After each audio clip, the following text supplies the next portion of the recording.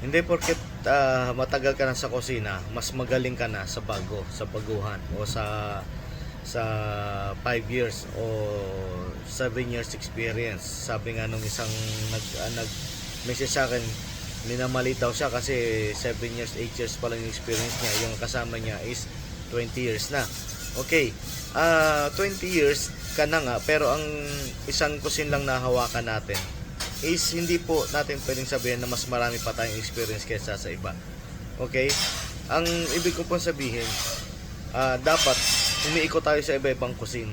O naiikutan natin ng iba't ibang kusin. Kasi, lalo na kapag may opportunity kayo.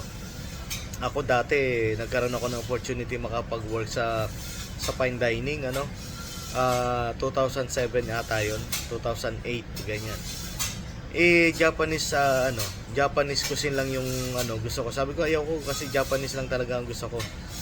Ay ngayon nung mga later on after mga 5 years may mga nag-hire ng magagandang offer doon sa fine dining restaurant. Wala akong experience, puro lang ako Japanese. So anong nangyari? Nanghinayang ako noon. Kaya dapat talaga kapag mag-iipon ka ng ng mga knowledge, kailangan maikot mo iba't ibang cuisine. Okay, iba-ibang cuisine, ma-experience mo yan, lalo na pag may mga nakasama ka mga Michelin chef, magagaling magplato, magagaling sa mga technique. Okay, sabi nga 3 years o 5 years pa lang experience niya pero nakasama niya yung mga magagaling na chef. Mas marami pong natututunan yon kaysa sa 10, 15 years experience pero isang cuisine lang po yung hinahandle natin. Okay, so dapat po maging humble tayo. Marami pa rin tayong matututunan lalo na kahit sa mga maiksi pa lang experience pero mga nakasama niya is magagaling o mga Michelin chef.